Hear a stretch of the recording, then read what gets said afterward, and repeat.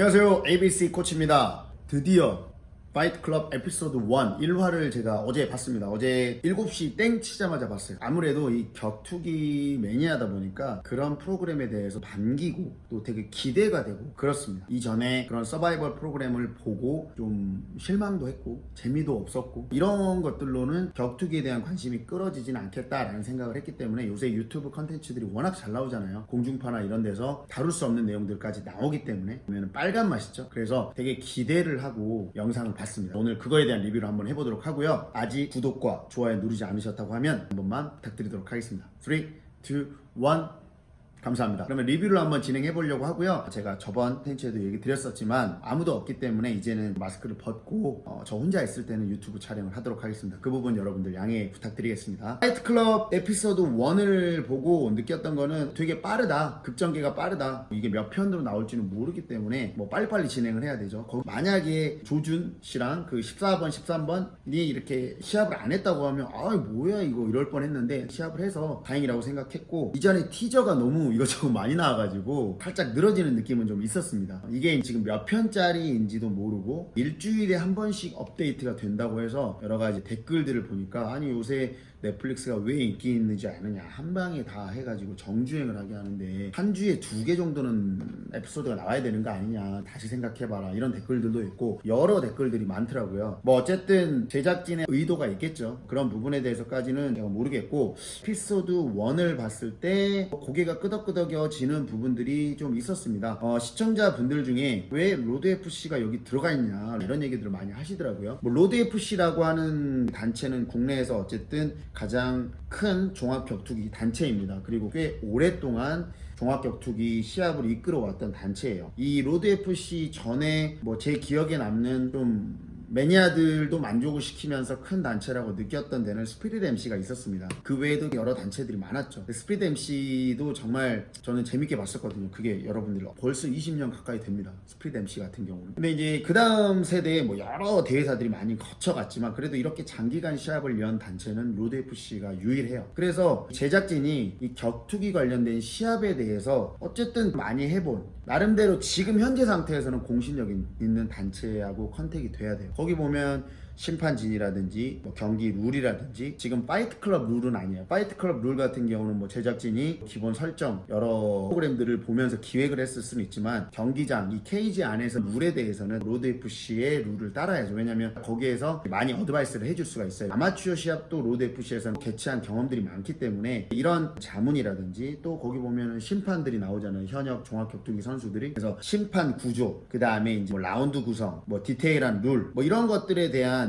자문을 얻으려면 무조건 들어가긴 해야 돼요. 그래서 서로 시너지가 나기 때문에 그런 단체와 콜라보레이션은 필요하다고 봅니다. 좀 한 가지 아쉬웠던 게 격투기를 할 때 2분 2라운드 2분 유식 룰이란 말이에요. 이런 거는 되게 좋았어요. 왜냐면 아마추어 선수들이다 보니까 3분 3라운드 1분 유식 이러면 뭐 지쳐서 나중에 경기력이 나오지도 않아요. 근데 복싱 글러브를 끼고 한단 말이에요. KO가 나오기는 좀 쉽지는 않아요. 아무래도 뭐 실력 차이가 확 나지 않는 이상은. 거기에서 각 분야의 격투기를 오래 수련을 하고 이런 시합도 나가보신 분들도 있을 겁니다. 뭐 킥복싱, 주짓수 시합 나가보신 분들도 있겠지만 종합, 그러니까 프로 시합을 나간 경험이 있는 분들은 안 된다고 했기 때문에 어쨌든 이 복싱 글러브를 끼우고 KO가 나오기는 사실은 쉽지는 않아요. 정말 임팩트 있게 정확하게 가격을 해야 또 떨어지기 때문에 그래서 짧은 시간 동안에 본인의 뭐 맥스 에포트를 하려면 체력적인 부분에 대한 리스크가 좀 적어야만 좀 재밌는 파이트이 나올 수가 있지, 지쳐버리면 흐물흐물하면서 제대로 싸움이 이루어지지도 않아요. 그런 부분에 있어서 룰은 설정이 잘 된 것 같은데 시작할 때 정확하게 어떤 룰인지 뭐에 대한 소개가 좀 안 됐더라고요. 그건 좀 아쉽더라고요. 시작하자마자 킥복싱 룰이야, 복싱 룰이야, 아니면 종합인데 그라운드에서 어떻게 해, 교착 상태에서는 몇 초가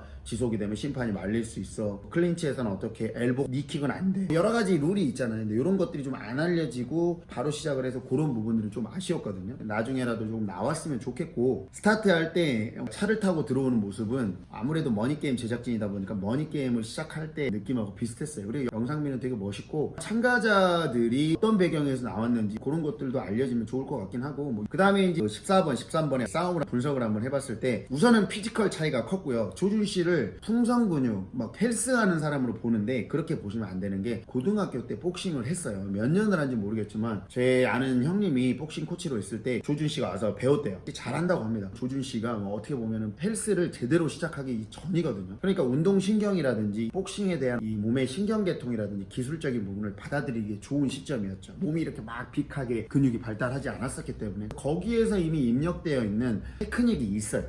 펀치를 어떻게 때려야 되는지, 임팩트, 몸의 중심 이동, 여러 가지 것들을 분명히 배웠을 거거든요. 그렇기 때문에 근육이 키워진들 이 몸의 운동신경이라든지 자세 그런 것들이 막 없어지진 않거든요. 약간 둔해질 수는 있겠죠. 하지만 그래도 날렵한 상태에서 그런 것들을 배웠기 때문에 분명히 몸에 많이 남아있을 겁니다. 그리고 시작부터 킥도 차고 레슬링 배우고 급하게 레슬링 배웠고 그럴 수밖에 없죠. 거기 나오시는 분들 모두 동등한 입장이기 때문에 종합 룰로 경기를 한다라고 했을 때 레슬링이라든지 주짓수 기술까지는 단기간에 익히기 어렵다고 하더라도 레슬링 같은 경우는 힘을 기반으로 중심 이동이라든지 이런 걸 잘 쓰면 할 수 있거든요. 그래서 자기 체격이라든지 파워가 세죠. 아무래도 웨이트 트레이닝을 안 하시는 분들에 비해서 다루는 중량이 크잖아요. 그러다 보니까 힘도 세고 레슬링이라든지 정확히 수련하지 않고 입식만 수련하는 분이다. 그러면 몇 방 때리고 테이크다운 시켜갖고 파운딩 치면 그게 가장 승리 공식이거든요. 그래서 그거를 잘 수행을 했죠. 조준 씨가. 그리고 상대방 분이 깡은 있으시더라고요. 깡은 있는데 아무래도 조준 씨에 비해서 테크닉이라든지 격투기 실력이 크게 압도하지 않은 상황에서는 이게 동등한 입장이면 피지컬 차이가 굉장히 좀 크거든요. 그래서 피지컬적인 부분으로 좀 압도당하는 모습이었어요. 펀치도 치고 막 했지만 그 임팩트가 크지 않고 종합격투기의 이 오픈핑거 글러브가 아니기 때문에 몇 방 맞아도 솔직히 좀 버틸만 해요. 그렇기 때문에 조준 씨도 강하게 치고 들어가고 테이크다운을 시켜서 파운딩을 치고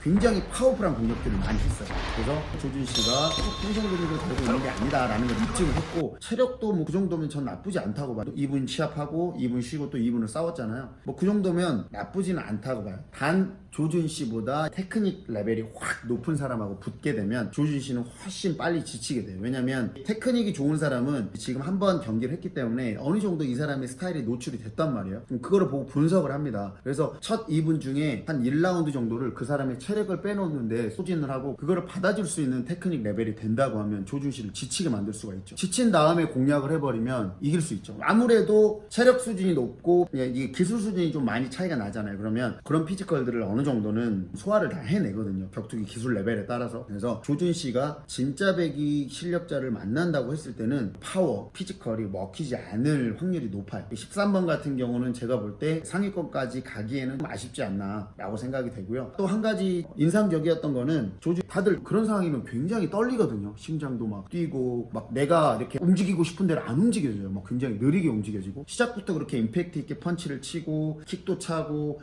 그렇게 할 수 있었다라는 거는 뭐 나름대로 강한 심장, 전사의 심장을 가지고 있지 않나. 그런 것들은 플러스예요. 이 격투기를 하면서 굉장히 플러스고 킬러 본능이 있고 나름대로 자신감이 좀 있구나라는 걸 좀 느꼈습니다. 그래서 앞으로 좀 기대는 돼요. 조준 씨가 어느 정도까지 올라가게 될지 좀 기대는 되고 있는 상황이에요. 이렇게 파이트클럽 1화 리뷰를 한번 제가 해봤고요. 좀 아쉬운 부분은 코리안 좀비 정찬성 선수의 채널에서 이게 릴리즈가 됐는데 어떤 연계성이 있었을까 아쉽기는 합니다. 특별 출연 같은 거를 하실 수도 있고 일단은 잘은 모르겠지만은 채널에서 릴리즈는 되는데 전혀 아무런 역할이 없어서 시청자분들도 얘기를 좀 많이 하시더라고요. 일주일이라는 시간이 기다리기가 조금 빡세긴 합니다. 제작진이 에피소드를 한 개씩이라도 중간에 넣어준다고 하면 훨씬 더 낫지 않을까라고 생각이 좀 들어요. 일단은 1편은 재미있게 봤습니다. 시간 가는 줄 모르고 봤고 좀 더 디테일들 추가가 되면 좋을 것 같습니다. 다음 화가 나오면 리뷰를 하고요. 지금 벌써 참여자분들이 리뷰를 많이 올렸더라고요. 여기까지 파이트클럽 1화 리뷰의 ABC 코치였습니다. 바이바이.